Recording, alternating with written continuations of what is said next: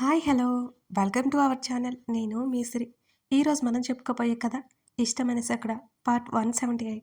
కథలోకి వెళ్ళే ముందు లైక్ చేయండి. హర్ష, ఆమె గొంతు వణుకుతోంది. ఆ పిలుపు ఆమెతో గడిపిన మధురానుభూతులను అతనికి గుర్తు చేస్తోంది. తిన్నావా? ఆమె పొట్ట తడుమతో అడిగాడు. ఆమె సమాధానం చెప్పట్లేదు. తనలో చచ్చుబడిపోయిన కొన్ని భావాలు మేల్కొంటున్నట్టున్నాయి. అతని చెయ్యి తన నడుము చుట్టూ కదులుతుంటే వెంటనే అతని చేతిని తోసేసింది వేద.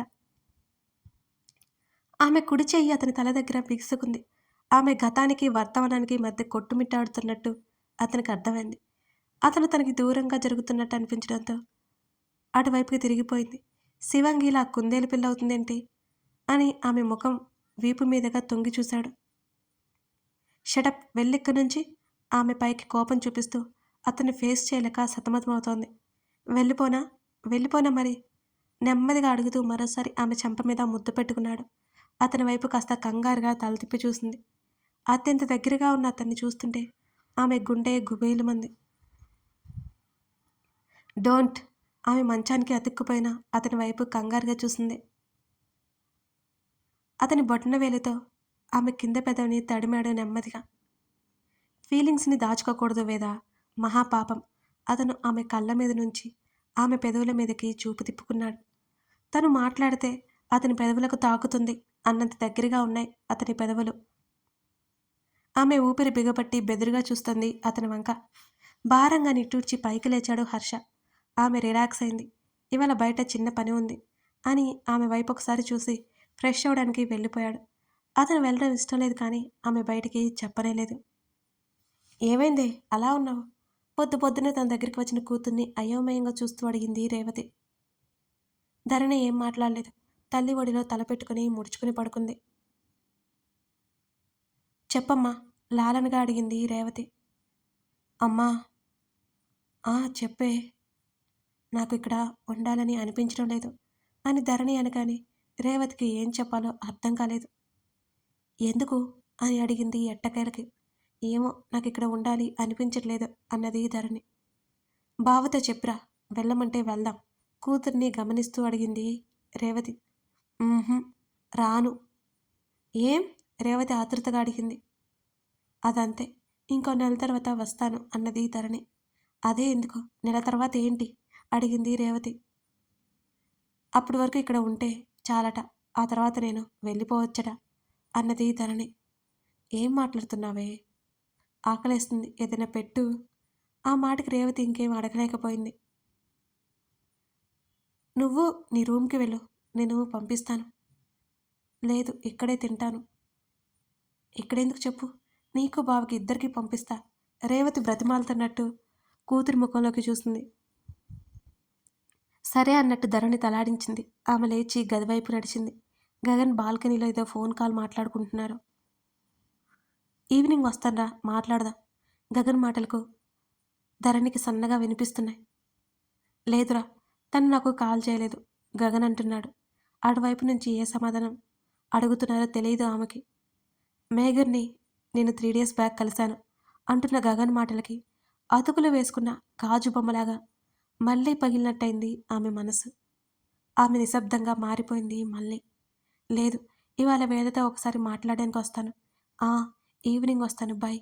కాల్ కట్ చేశాడు గగన్.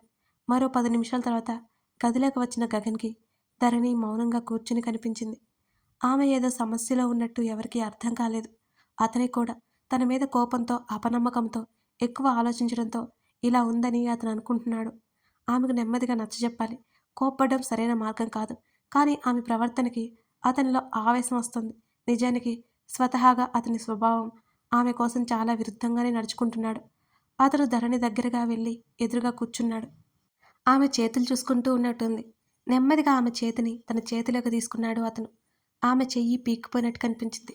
ధరణి, అతని పిలుపుకి ఆమె కళ్ళెత్తి చూసింది. ఆమె మనసుని అప్పటికే అగ్ని దహించుకు వేస్తున్నట్టుగా ఉంది. నాలో ఓపిక నశించిపోయింది. నువ్వు చెప్పకుండా నాకేం తెలియదు. దయచేసి నీ ప్రాబ్లం ఏంటో చెప్పు. అతను ఆమె ముఖంలోకి చూస్తూ మాట్లాడుతున్నాడు. ఆమె నుంచి ఎటువంటి సమాధానం రాలేదు. ఆమె చూపులు అతని నుంచి మల్లుతుంటే, నేను బ్రతిమాలుకుంటున్నాను నిన్ను అని అన్నాడతను. మేఘన ధరణికి అతిపెద్ద ప్రాబ్లం అని అతను అనుకోవట్లేదు. ఆమె నెమ్మదిగా చేతిని వెనక్కి లాక్కోవడానికి చూసింది. అతను వదలలేదు. అసలు నీ ప్రాబ్లం తెలిస్తే కదా నేనేదైనా చేయడానికి అతను మళ్ళీ అడిగాడు. ఆమె చెవుల్లో మేఘన అనే పేరు తిరుగుతోంది. అంటే తను అనుకుంటున్నట్టు మొన్న 2 రోజులు ఇంటికి రాలేదు. ఆమె దగ్గరికి వెళ్ళాడా ఇతను? ఆమె భుజాలు పట్టుకుని దగ్గరికి లాక్కున్నాడు గగన్. ధరణి, నువ్వు దీన్ని ఎంత కాంప్లికేట్ చేస్తున్నావో నీకు అర్థం కావట్లేదు అని అతనంటూ, అసలు ధరణివేనా నువ్వు అని అడిగాడు. ఆమె ముఖంలో ఒక్కటే ఎక్స్ప్రెషన్, ఏం మారలేదు. ఆమె ఏదో ఆలోచిస్తున్నట్టే ఉంది కానీ అతను చెప్పింది విన్నట్టు గాని, అతనికి ఏదైనా చెప్పాలి అన్నట్టు గాని ఏం లేదు. మౌనంగా అలాగే చూస్తోంది ఆమె. అతనికి తల బద్దలైపోతున్నట్టు అనిపించింది ఆమె ప్రవర్తనకి. అసలు ఏం చేయాలో కూడా అతనికి తెలియట్లేదు. డాక్టర్ దగ్గరికి తీసుకెళ్లాలా? అదే అయిపోయింది. ఆమె రోజు రోజుకి ఎందుకంత బలహీనపడిపోతుందో అతనికి తెలియట్లేదు. ఆమెను తన కౌగిల్లోకి తీసుకున్నాడు ఈసారి గగన్. అప్పటికే అతను ఫోన్ మోగుతోంది. అతను ఫోన్ సైలెంట్‌లో పెట్టాడు. ఇద్దరి హృదయాలు దగ్గరయ్యాయి. ధరణి అసలు ప్రతిఘటించలేదు. ఆమె గడ్డం పట్టి ముఖాన్ని తన వైపుకు తిప్పుకున్నాడు అతను. నేను చెప్పేది నీకు వినిపిస్తుందా? అతను దగ్గరికి లాక్కుంటూనే అడిగాడు ధరణిని. ఆమె ఏం చెప్పలేదు. ఆమె తలని తన హృదయానికి హత్తుకున్నాడు. ఈ రకంగానైనా ఆమె స్పర్శ కావాలనిపిస్తోంది అతనికి. ఆమె నుంచి ఎటువంటి వ్యతిరేకత రాలేదు. ఆమె భుజం దగ్గర తన పేరు చూసుకోవాలనిపించింది అతనికి. ఆమె తన దగ్గర నిశ్చింతగా ఉన్నట్టు అనిపించింది. ఆమె చాలా మామూలుగా ఉన్నట్టే, ప్రశాంతంగా ఉన్నట్టే అనిపించింది అతనికి. అతనికి కాస్త నిశ్చింత కలిగినట్టు అనిపిస్తుంటే ఆమె తల మీద చెంపానించాడతను. ఆమె శరీరం మీద అతని పేరు కోసం అన్నట్టు ఆమె భుజం మీద డ్రెస్ పక్కకు పోయింది. అతని పేరు స్పష్టంగా కనిపిస్తోంది. అతను డ్రెస్ సరిచేశాడు. ఆమె ఇంకా అలాగే ఉండడంతో ఆమెలో మార్పు వస్తుందని అతనికి అనిపించింది.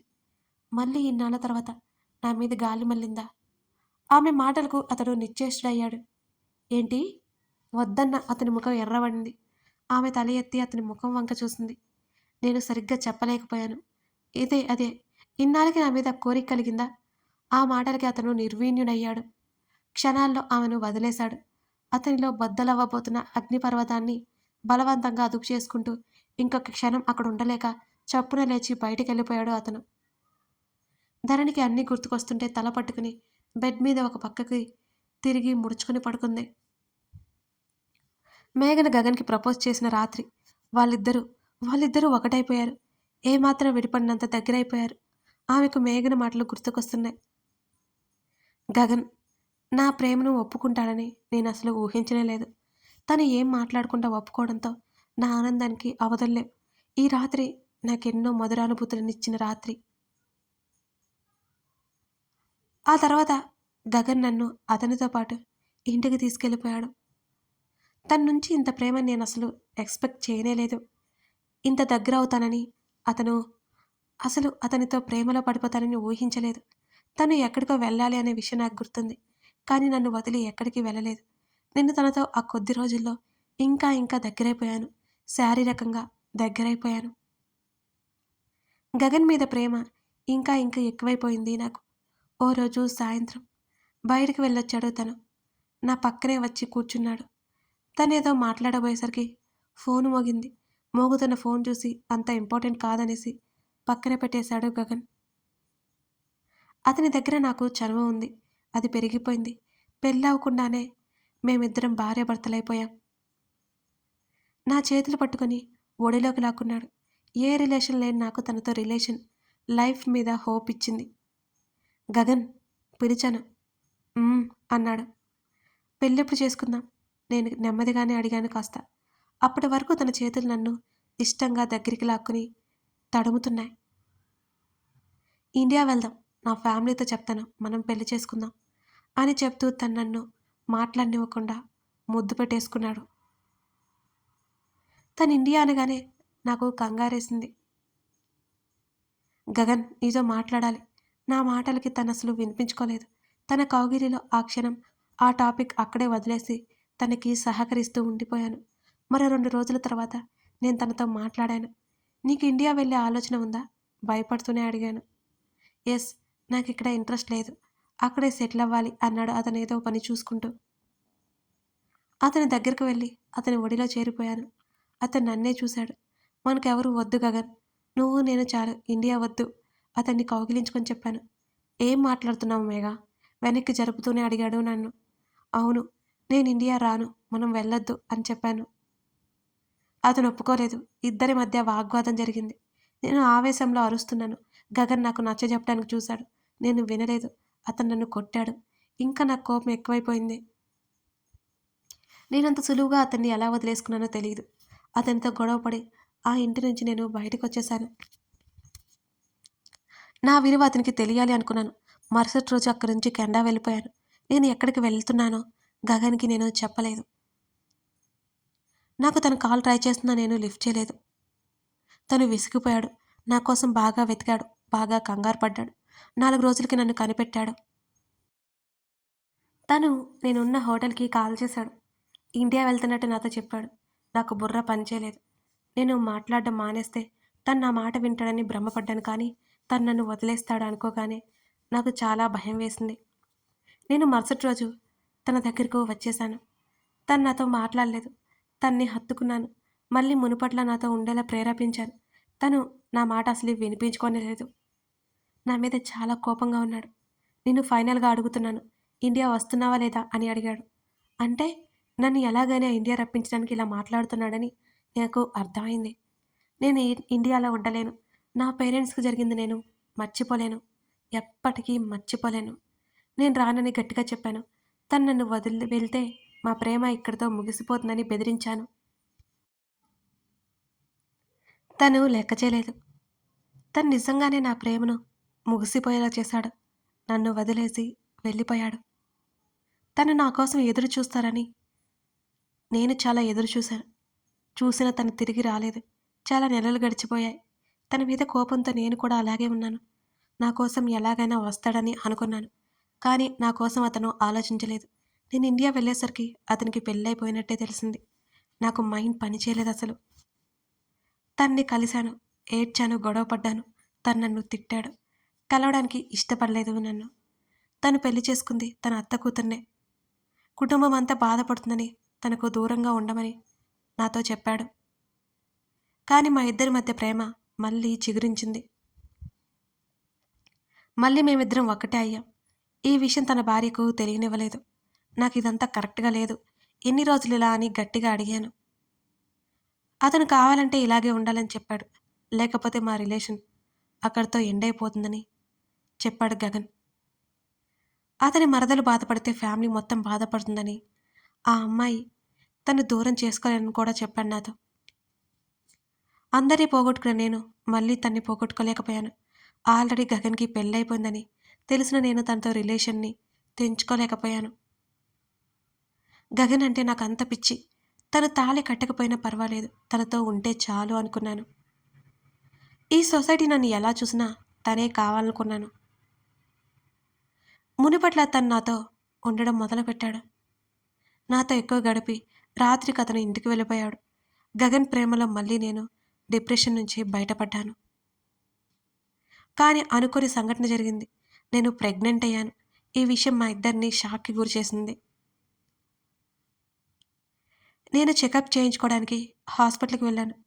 గగన్‌ని కూడా పిలిచాను. అబార్షన్ కోసం తను నన్ను ప్రిపేర్ చేస్తున్నాడు. నేను ఒప్పుకోలేదు. మా ఇద్దరికి మళ్ళీ గొడవైంది. తను అబార్షన్ చేయించుకోమని అడుగుతున్నాడు. నేను వద్దు అని గట్టిగా చెబుతున్నాను. నా కుటుంబం నాకు దూరమయ్యాక నా కడుపులో పెరుగుతున్న ఈ బిడ్డ నాకుంది.